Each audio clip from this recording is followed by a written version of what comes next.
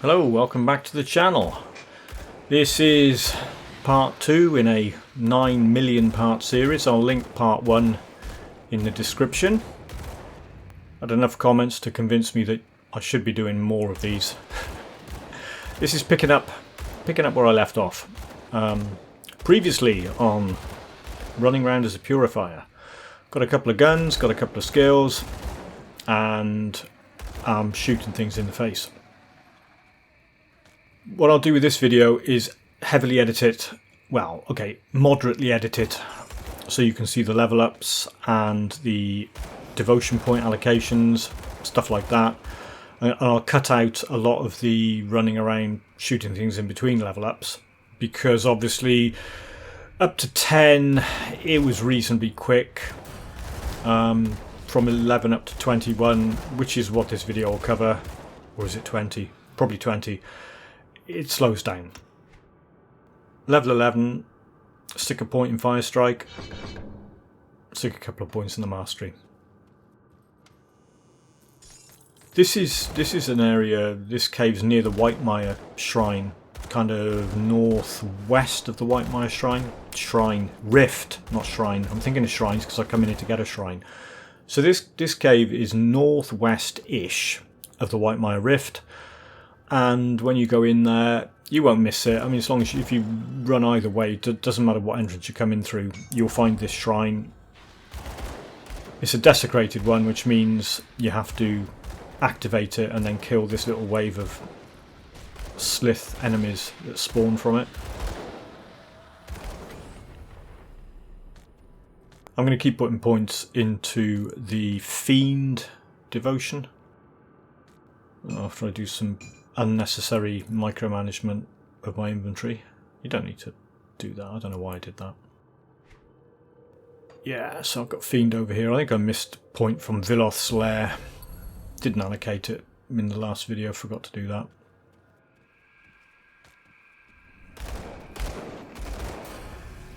Level 12. Like I said, I missed out a lot of the running around shooting things. I mean, you know how it goes. You kill things, you get XP. You don't need to see every single XP point I get. As I said, right, there you go. Point in Fire Strike, 2 points in the Mastery. I'm trying to get up to that Flame Touched, which I'll put a point in on the next level up. I'll show a bit more footage around here because this is where some of the quests are. I'll go back and sell some stuff. Again, same old thing. I stick fire damage into the search bar. So when I dump items in there, if there was something I missed that had fire damage in the tooltip text, then I'll see it. Of course, if it says elemental damage, I'll miss it. So I'm glancing at stuff while I do this. Not everything with fire damage on it's going to be useful. I mean, those melee weapons aren't. And the other thing that I mentioned in the first video that you should get used to doing, keep tab 2 open so you can see Fire Strike on the right mouse button. Does the damage go up if you swap things around? If it does, yeah, great, keep that item. Don't worry too much about why it went up. Not at this level in the game. Yes, there's a guy down here, he's part of a quest. There's three things to kill, he's one of them. And there's also Milton Hart running around in this area who's a quest target. We'll catch up with him and kill him in a minute. See that dead body? Well, that one that's just by the energy bar, that dead body I'm just standing by. There is a very good summoner, like pet build, offhand on that. It's always there. There it is. I don't need it, but if you're doing a pet build, come and grab that.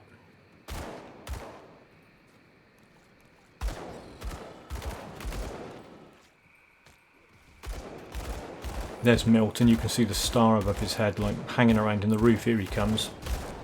I love the way he runs. It's like his animation's completely screwed up. So one thing you can do here, you can dodge around obstacles in the game world. Some of them will block some ranged attacks, some of them won't.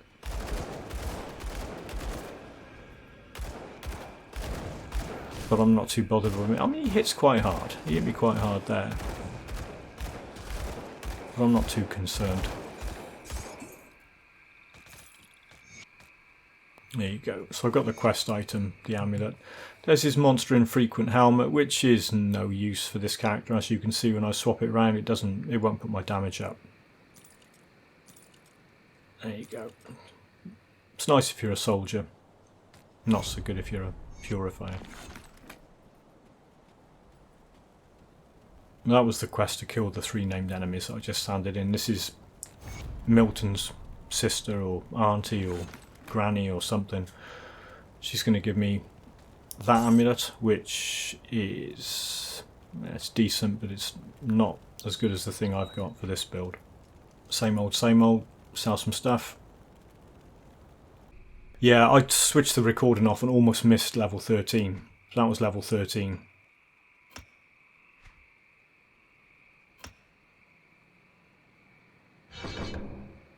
There you go. So I've got Flame Touch. Flame Touch is a toggle skill, so I'll put it on my secondary bar of skills, turn it on, and then switch back to my primary bar of skills, which has got nothing in it at the moment, but it's the thought that counts.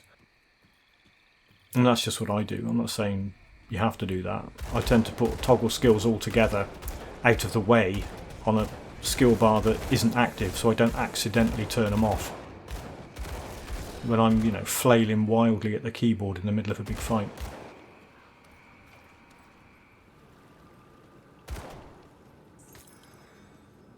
It's a flooded passage. This is... well, there are 2 routes up to Burrich Village. If you've got the scrap and the iron, you can repair a bridge. But if you I mean, there's no point avoiding this area because there's a shrine in here. There's a nice boss to kill. And there's a whole load of slith to annihilate.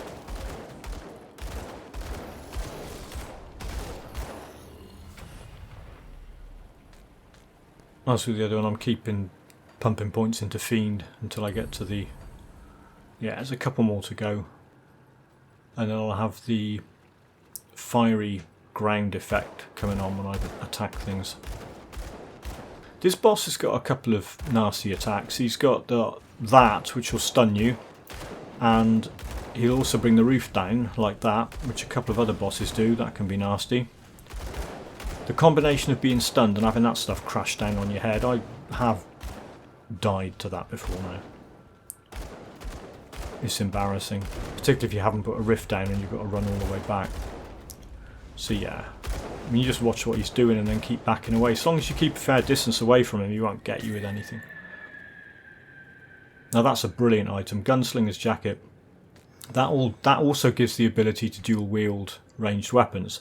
I mean, it's got good bonuses for this build. I'll when I hit level 20, I'll stick that on. But if you're doing a ranged weapon build and you aren't playing Inquisitor, so if you're Demolitionist and, I don't know, Soldier, Demolitionist and Arcanist or whatever, Occultist and Demolitionist, it's usually, I mean, I've done a few of the Pyromancer gun builds, you get something like that, and that's brilliant because as soon as you put that on, you can dual wield ranged weapons. And you haven't got to get the relic to do it. You can get a better relic then, a relic that's more like the damage type you want to do. I picked up the quest back there to find the blacksmith. I tend to just go up and get Angrim and then recruit him instead of going back to Duncan. There's a slight benefit in getting Angrim because you can put the piercing resistance and some other stuff on gear. Move along now, but it's really, I mean, in normal difficulty, it's not the wrong. Whichever one you pick, it's not the wrong choice. You're not going to regret it. It's not going to make that much of a massive difference. That's going to ruin your game or anything. It's just going into a cave. This is a confusing one because it's called a burial cave. It's not the original burial cave by Devil's Crossing. It's another burial cave out in the middle of nowhere. Where it's about sort of northeast of the Burrich Outskirts Rift. You come in here, grab the shrine. Yeah, I went over there thinking a whole load of them would come out of the ground, but they didn't. I think they sometimes do. There's the shrine. It's another ether crystal one. I'm one slot away from finishing that constellation now, which is good. There's quite a bit of stuff in here. I mean, there's some ether crystals to grab and there's a load of zombies to kill. Look at that lot come out of the ground there. Look.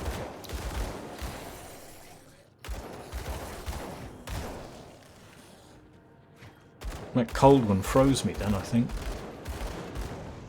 Yeah, that's what you get. It's a nice little cave, got a bridge. And this is, you work your way up the road towards Burridge Village and then take a minor detour off to the west. There's this house with a note in it, and then a little bit further to the west there's a stream where you meet Olgrim. You don't have to meet him, you'll meet him again later anyway, but he won't recognise you and you won't recognise him, whereas if you do this original thing then you're best buddies. I get stuck a bit there, like hung up on that swarm of bees or whatever they are. There's a totem here, but I'll leave it alone until I've got Olgrim and then I'll come back. A lot of the time with this, you find things like a bridge or a narrow gap like this here, and a bunch of stuff will follow you through. You can just sit at one end and shoot them as they come towards you. You get used to doing that sort of thing with this build. There's Olgrim. I've just rifted him back to Burridge. I'll go and clear this thing out now. Yeah, see, straight back to the other side of that, so they have to follow me through that gap. And then the majority of them, apart from that boss, will be dead before they reach me. You can see them fighting each other over there on the left. I think some of the creatures that were running around have started fighting the things from that totem. Possibly. I'm not exactly sure what was going on there.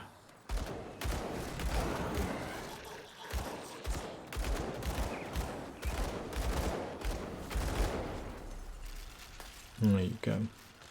Yeah. And you often get blueprints. I mean, the earlier on in the game it is, particularly on a fresh save when you haven't got any blueprints, you'll get quite a few drop from totems.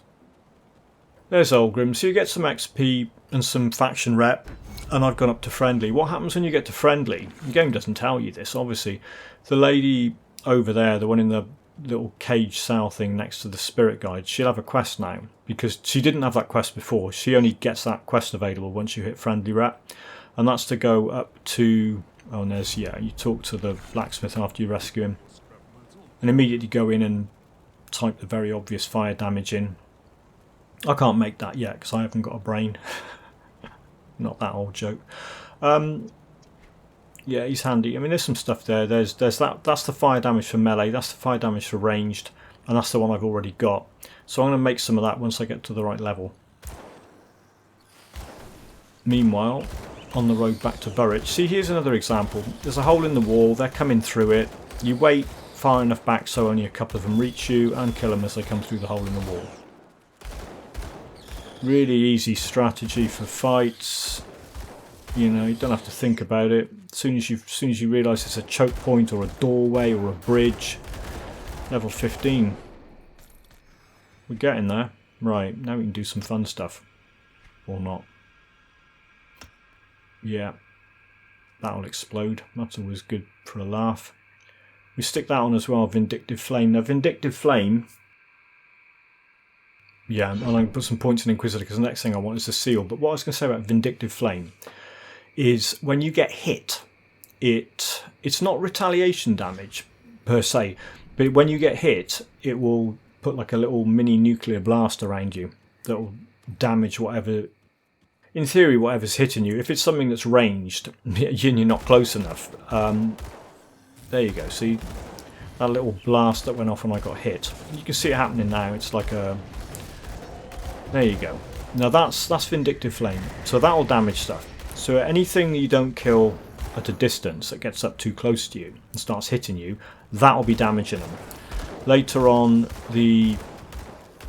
fairly soon, the Inquisitor Seal will also be damaging stuff. And later on, when I max out Inquisitor Mastery, Aura of Censure will be doing its thing and damaging anything that comes within range as well. So you have a whole bunch of stuff to support your gun damage. I'll just shut up for a bit now while I clear this area.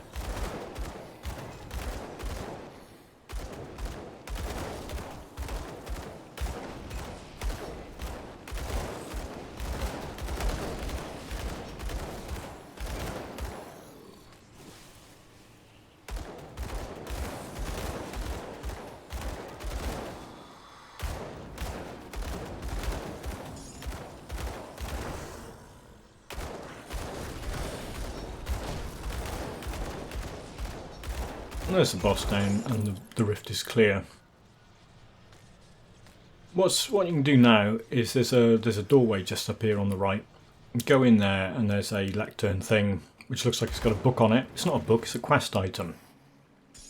And this quest item relates to Direni, who's the Michael Berryman looking dude back in Devil's Crossing. We'll deal with him in a minute. You work your way out northish, out of Burridge Village to this bridge. What I like to do is go and go and access a rift in the Warden's cellar. So I've got a point to travel back to later. And then I'm not going to go any further. I'm not going to go any closer to Warden Krieg. I'm going to leave him for a bit. This is the house that leads to that area where that rift is.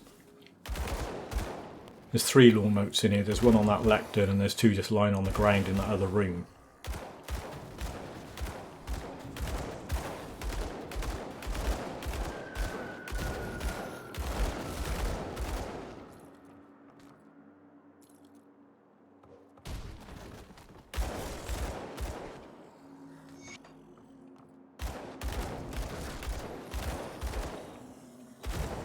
Yeah, so what I like to do, although if you follow the campaign story and go and kill Krieg, which is the next step of the main quest after freeing up that Burridge Village rift, you can do that. And that's great, and that's fine. I wouldn't say don't do it that way, but what I tend to do is leave him, go into Area 2, Act 2, just by repairing the bridge in Devil's Crossing. Particularly on a Purifier. This is the area where the rift is. Particularly on a Purifier or any character that's doing fire damage, anything that's using demolitionist skills. Because the cowboys in Area 2 drop 2 different monster infrequent items, head armour and shoulder armour, that massively buff fire damage and various demolitionist skills. So that's worth grabbing before you go and do Krieg. I mean, Krieg's not going anywhere. He's just not. He's just going to stay in his laboratory and wait. You can do whatever you want before you go and kill him. Get a few more shrines, upgrade your gear, level up a few times. There again is leading things through a gateway and shooting them as they come out. Some of the ranged ones will hang back. You take a bit of damage, but they'll take more. And at this point, I'm going to level up pretty much when I get that shrine. And kill these boys, and I'll be level whatever the next level is.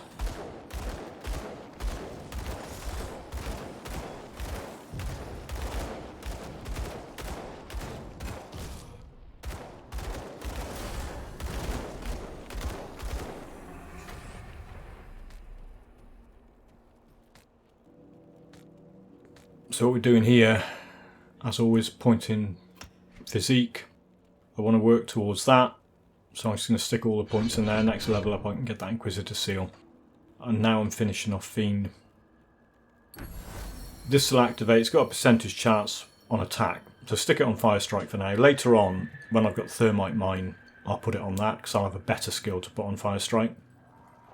You can see it there, it's that ring of flame that's coming out, so as well as Vindictive Flame that goes when I get hit, I've got that comes up when I attack. So there's all sorts of local area damage going on for anything that gets past being shot at. So if you get surrounded by a group of enemies and you're only shooting 1 or 2 of them at a time, those other damage effects will be hitting them as well. It also looks really nice. That's Kasparov's assistant. She becomes this helpful NPC that will allow you to remove components from your items, and also later on transmute items into other items from the same set or into a different set. But we'll get to all that a lot later. That's when you go into Forgotten Gods area. So one of the main reasons for completing the Krieg quest is it will allow you to enter the Forgotten Gods area and do a bunch of other stuff. That was Direni. What's with Here we go. I'll just give you an example. I've got some guns with some components on. You lose the item, or you can choose to lose the component and keep the item. If you're leveling up and you're working your way through gear and outgrowing gear, unless it's some really great thing, there's not a lot of point hanging on to it. What I'm doing here is I realised I didn't have much scrap, so I came into this cave to look for scrap because it's a good place to get it. And of course there's Grundle Plith the Hoarder. I'm going to hit level 17 in here, which will allow me to put the Inquisitor seal on. And that's one of the main skills for this build. It's a really good skill. It does that elemental damage absorption. It damages things that come up to it. All round highly recommended skill. And when you cast it, it does last for quite a while, and I think you can put 3 of them down at the same time. So you can also use them a bit like landmines. If there's a totem or a shrine or something, dump an Inquisitor seal on that as close as you can. Back up a bit, wait for the skill cooldown to run off, cast one on yourself, and then trigger the totem or whatever. So you're standing on one and they're running through more than one, taking damage from it. I'll show you that when I do this totem in a sec.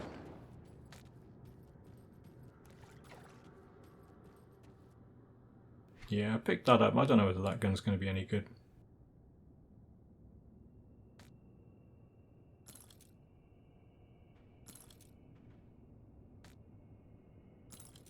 Constantly picking up new gear and swapping it around just to get damage up and up. I'm only really bothered about damage at the moment. I'm not bothered about resistances, not really bothered about armor rating. It's just damage, damage, damage. Get it up as high as I can, keep it high. Without pumping excessive amounts of points into Firestrike. Just raising it with gear. See if I can get to 17 before I do the totem. There you go.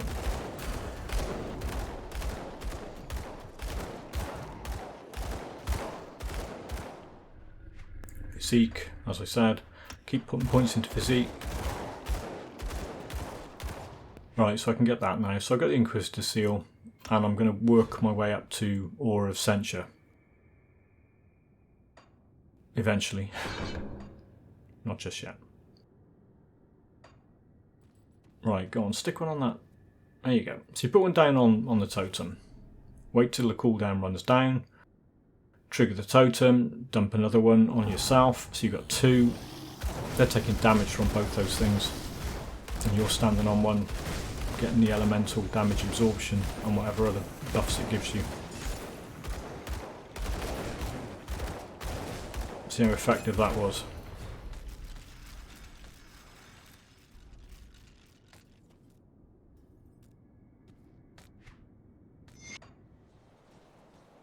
Now what I'm going to do with my 6 scrap and whatever it was, 3,000, 8,000, it's some amount of iron. Repair the bridge. I'm going to kill some cowboys. This is mostly hunting their monster infrequent head armor and shoulder armor. Plus there is at least 1, 2, well, when you get a bit further on, 3 more shrines to grab here.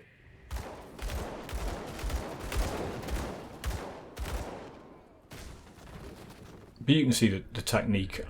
Every time you come up to a fight, dump the seal, stand on it, and start shooting things.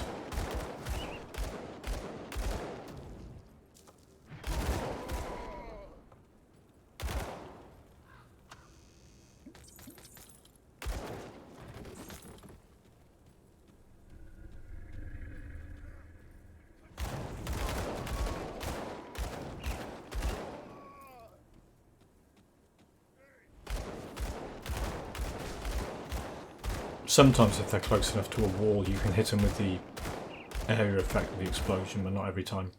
What you can do with the gate is dump one on a gate. They've got to run past that, they'll take damage when they run over it and go back to the other one. It's almost like playing a tower defense game at times. Don't want to put you off. I meant that in a nice way.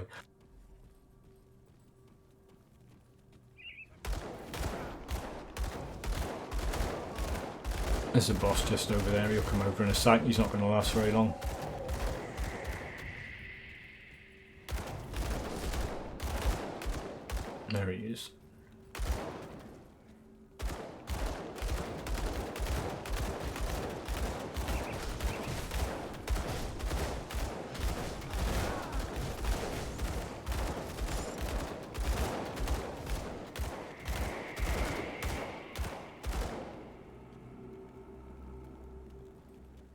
And a bit further on into this area, there's this quest where you talk to this guy and then talk to his partner later on. Don't have to do anything apart from talk to him. But there's a cave here, a cave full of ghosts with a shrine in it. So I'm going to go and grab that. Because anywhere you can go and get a shrine and get another devotion point, I'd recommend, if you know it's there, or you watch a video and find out it's there, go and get it done. Like a lot of the areas in Grimdawn, this area is circular, so whether you choose to go anti-clockwise or clockwise, you'll end up at the same end location. And there's the shrine just up there, that red thing.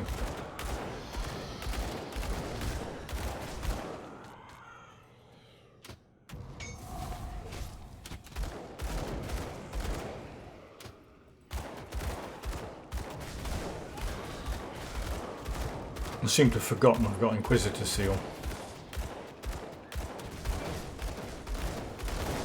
You get used to that watching my videos. I'll tell you to do a bunch of stuff and then completely forget and not bother doing it myself. There you go, I remembered I had it. If I'd had half a brain, I'd have stuck one of those on the ground underneath that shrine before triggering it. I mean, that's the best way to do it. I think at the moment I'm not that bothered about these things. There's a boss in here. He's got a one-shot gold chest that won't unlock until you kill him. So there you go. What I'm going to do now, that's where I want to end up. I want to end up over there, but I'm going to get Ghoul first. And what I can also do, which I should have done, is go back to the Spirit Guide NPC and reclaim that node on the crossroads, because I don't need that there anymore, because Fiend is a self-supporting node. Whatever red affinity points it needs, it provides them itself. If it needs one red point, and it provides a few itself. So once you complete it, you can take that point out of the crossroads and use it somewhere where it's going to be more fun, more useful. It's not just sitting there doing nothing. You can use it to start off another constellation or add to another constellation.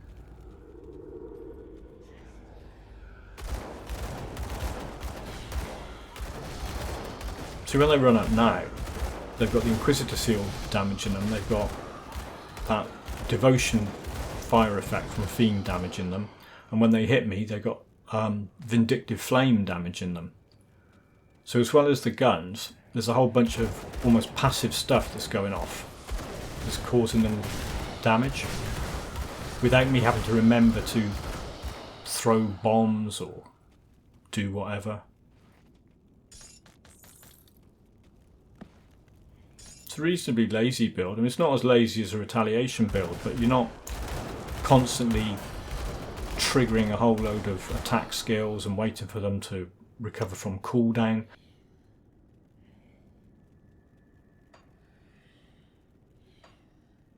I'm still putting points in there.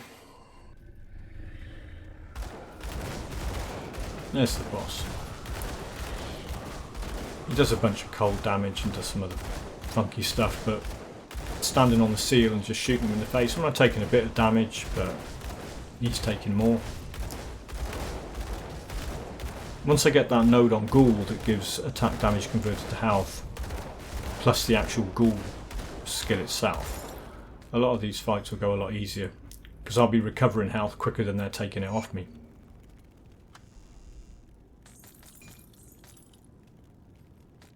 Questing around Old Arcovia.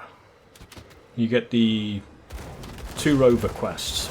One's to get an item off that dying guy. The other is to go and get some dynamite and clear a path. This area is quite nice. A lot of undead jumping up out of the ground. There we go. Level 19.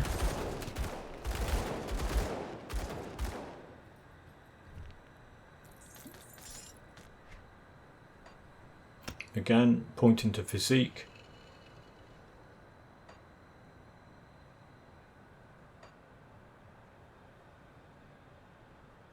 One more into Fire Strike and a couple in the Mastery Bar. I'm not going to go much further up in the Demolitionist Mastery Bar before swapping to Inquisitor. I missed a fight against Nicholas Balthazar. I did kill him. He drops a Monster Infrequent medal, which is pretty good. It's a heck of a lot better than the thing I've got. It's not quite as good as the one Moneybags Martin drops, but that buffs Thermite Mine, which I don't have as a skill yet and won't for quite a while. So for now, that Balthazar medal is pretty good. I doubt if I'll find anything better than that for a while. These two quests, this is the one to clear the path, and you get an extra inventory back. So I've now got the two, the one from the Devil's Crossing quest and that one. There it is. This other quest to find the old guy with the... He's got it's a relic. You don't know it's a relic yet. And you've got a choice. You can either hand it in to this chap and you get some faction rep for rovers, or lie and say you didn't find it, in which case it turns into a wearable relic. And because I haven't got a relic equipped, it'll auto-equip it into the relic slot. So I'm going to have a look at my inventory. There it is. And that gives you a skill, Mana Infusion, which you have to stick in your skill bar. When you activate that, it will quite drastically buff your damage for a short period of time, and then it's got quite a long cooldown on it. But if you don't have a relic, go grab that one.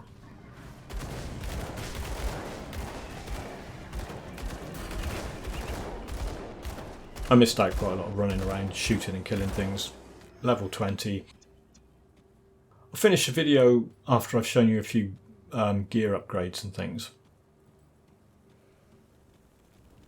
I think that's, I mean, we got from 11 to 20. It took a heck of a lot longer than the video showed, because obviously the higher the levels you get, the longer it takes to progress from one to the next one. But if you remember, I got the Gunslinger's jacket in stash. I crafted an Explorer jacket just for the XP, because the blueprint dropped. I'm not that bothered about the XP. I'd rather have decent... Now what you notice there, I've got a Gunslinger's jacket in inventory. That's not the one that originally dropped. The one that originally dropped, I put it in stash, and then I had another one drop, which is quite good. And I got that Slugger gun, which it's not really doing the damage type I want. It would be worth equipping it, but I'd rather stick with guns that do more elemental damage than that. I've got ones that I picked up there that I haven't equipped yet. I'll use one of those instead and get a shot of that yellow one, magic one. I tend to always describe them by the colour they are.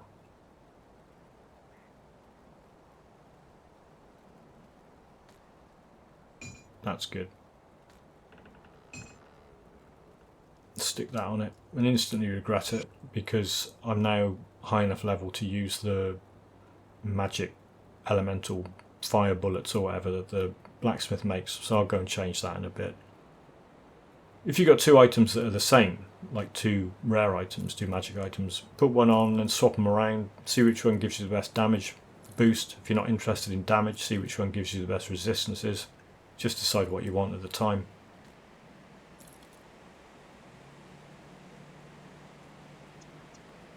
Stick all the components in. It's what I tend to do with potions instead of lugging them all around, because you do get quite a lot over time.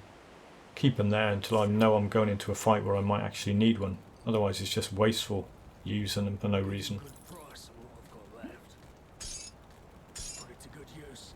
Yeah, put it to good use. Yeah, Calamity'd be nice relic, but as I said, I haven't got a brain, so I can't craft it.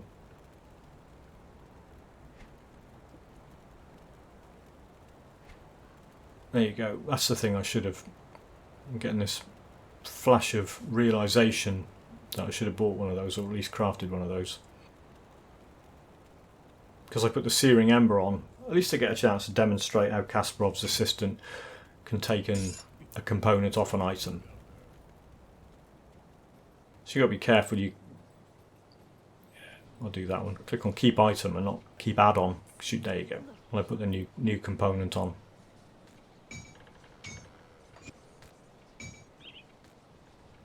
That's pretty much it. Thanks for watching. Hope you enjoyed the video, and see you in the next episode.